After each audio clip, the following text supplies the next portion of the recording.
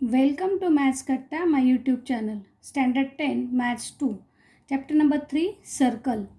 Today we are going to study the converse of tangent theorem. Last time we studied the tangent theorem. Now, what is the converse of it? The theorem statement says that a line perpendicular to the radius at its point on the circle is a tangent to the circle.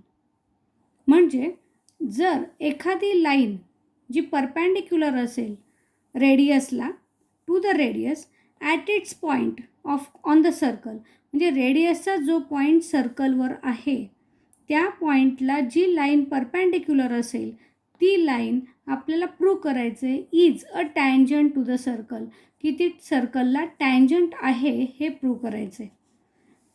म्हणजे काय की ती फक्त सर्कलला एकाच पॉईंटमध्ये touch करते, दुसरा कोणताही पॉईंट कॉमन पॉईंट नसेल हे आपल्याला प्रूव्ह करायचं आहे. Observe the figure. Consider a circle.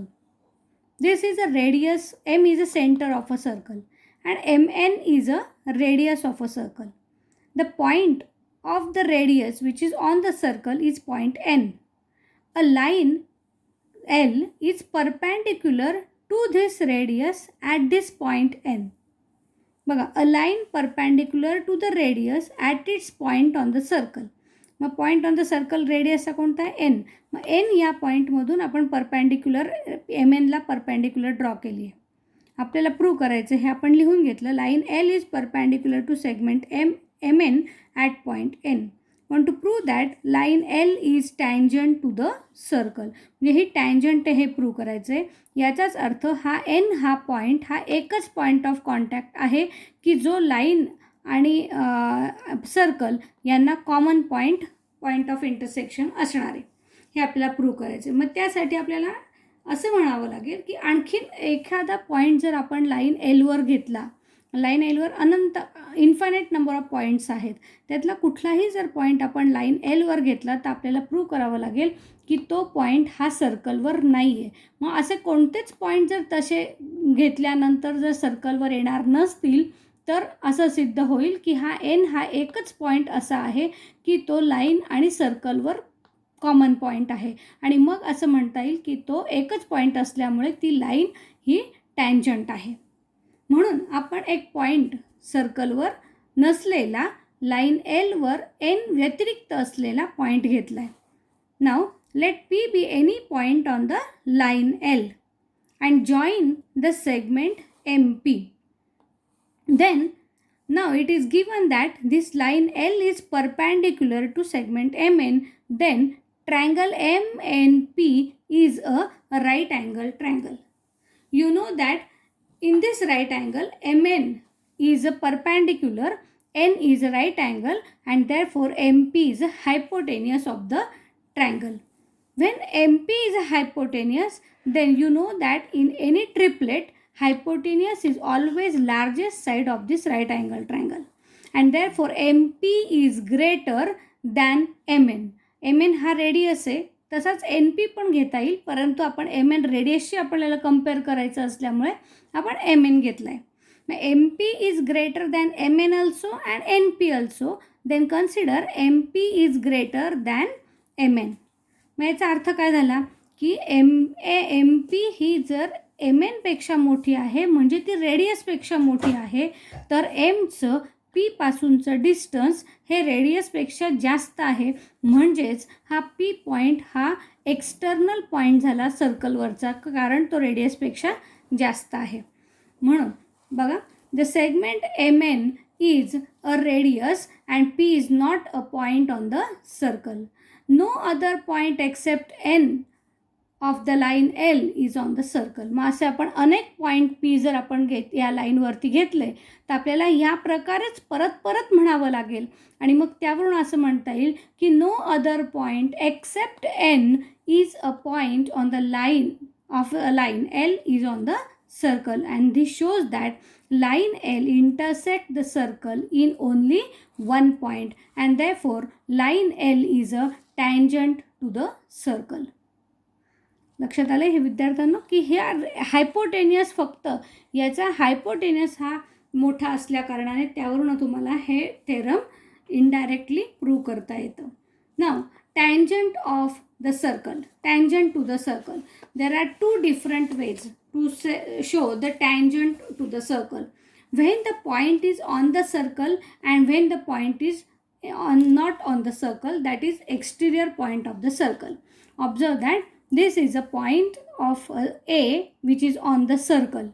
Then we can draw a line L passing through this point A which is tangent to the circle.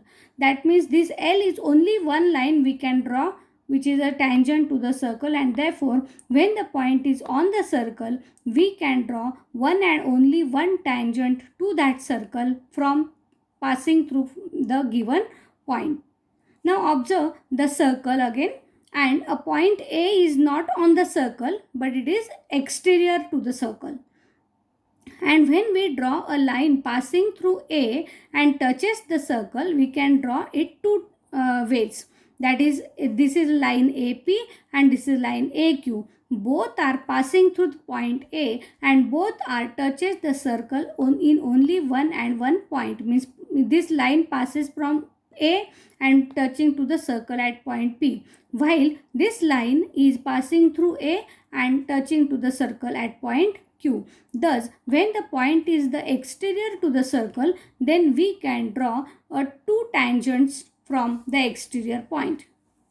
Now, observe again important theorem, that the tangent segment theorem. It is called as a tangent segment theorem. Observe the statement first of all. Tangent segment theorem shows that the tangent segment drawn from an external point to the circle are congruent. म्हणजे काय की tangent जर आपण external पॉईंटपासून काढलेत सर्कलला, आपल्याला माहिती आहे की एक्सटर्नल पॉईंटपासून आपल्याला दोन टँजंट्स काढता येतात. मग ते दोन टँजंट्स जर आपण काढले तर ते कॉन्ग्रुअंट आहेत, ते सेगमेंट टँजंट सेगमेंट कॉन्ग्रुअंट आहे आपल्याला प्रूव्ह करायचं आहे. मग आपण फिगर ड्रॉ करूया. Consider the circle, take a with centre O. A is a point which is outside the circle. Draw a two tangents from this exterior point. Two tangents are segment AP and segment AQ. Want to prove that these two tangent segments, फक्त segment घ्यायचा, रे घ्यायचा नाही, segment. मग segment AP and segment AQ are congruent हे आपल्याला prove करायचं आहे.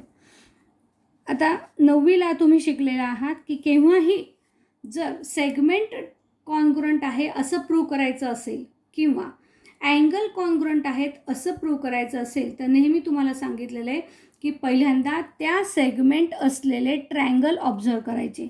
मग तिथे ट्रायंगल होते का आधी? नाही, तर फक्त आपण टँजंट सेगमेंट्स ड्रॉ केलेले होते. म्हणून आपण काय करणार आहे, इथे कन्स्ट्रक्शन करणार आहे. Draw segment OA, draw segment OP and draw segment OQ to form a two triangles in which AP and AQ are considered.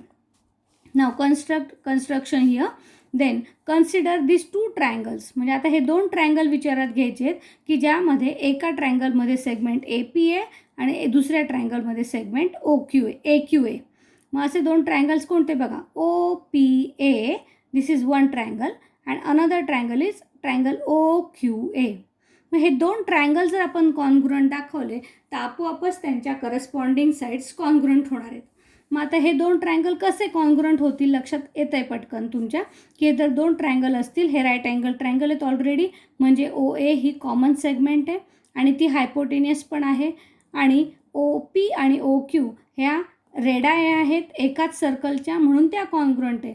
म्हणजेच काय झालं, hypotenuse side of the triangles are congruent and therefore by hypotenuse side test the two triangles are congruent. एकदा triangle congruent झाले की आपोआपच त्यांच्या उरलेल्या सगळ्या कॉम्पोनंट्स हे कॉन्ग्रुअंट होतात, हे आपल्याला माहिती आहे.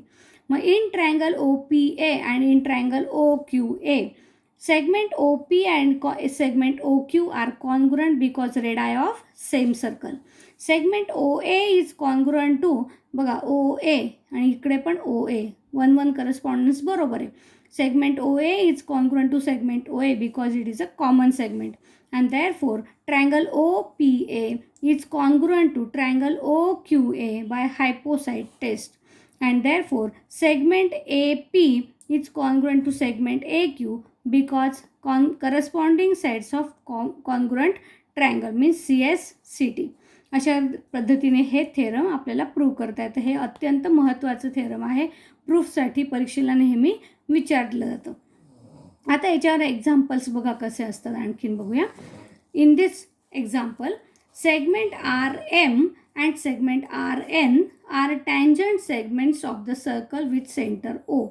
Prove that OR bisect angle MRN as well as angle MON. म्हणजे आपल्याला ह्या फिगरमध्ये फक्त काय दिलेलं आहे, ह्या दोन टँजंट सेगमेंट्स आहेत एवढंच दिलेलं आहे आणि आपल्याला प्रूव्ह करायचं आहे की हा OR ह्या पूर्ण अँगलला आणि ह्या पूर्ण अँगलला काय करतो, बायसेक्ट करतो. म्हणजेच आपल्याला असं प्रूव्ह करायचं आहे की 1 नंबरचं आणि 2 नंबर जर आपण इथे नंबरिंग केलं 1, 2, 3 आणि 4 तर 1 is congruent to 2 and 3 is congruent to 4 हे आपल्याला प्रूव्ह करायचं आहे. आणि आत्ताच मगाशीच आपण बघितलं की जर सेगमेंट कॉन्ग्रुएंट दाखवायच्या असतील किंवा इथे अँगल कॉन्ग्रुएंट दाखवायचे असतील तर आधी काय करायचे, पुन्हा ट्रायंगल्स कॉन्ग्रुएंट दाखवायचे. म्हणून मी तुम्हाला आता फक्त हिंट देणार आहे की हिंट अशी आहे की हे दोन ट्रायंगल हायपोसाईडने परत कॉन्ग्रुएंट दाखवा आणि त्यानंतर डायरेक्ट तुम्हाला लिहिता येईल 1 is congruent to 2 and 3 is congruent to 4 because by CACT. Why CA? Corresponding angles of congruent triangle. अशा पद्धतीने तुम्हाला हे एक्झाम्पल पण सोडवता येईल. If you like this teaching, then like the video, share it with your friends and subscribe the channel. Thank you.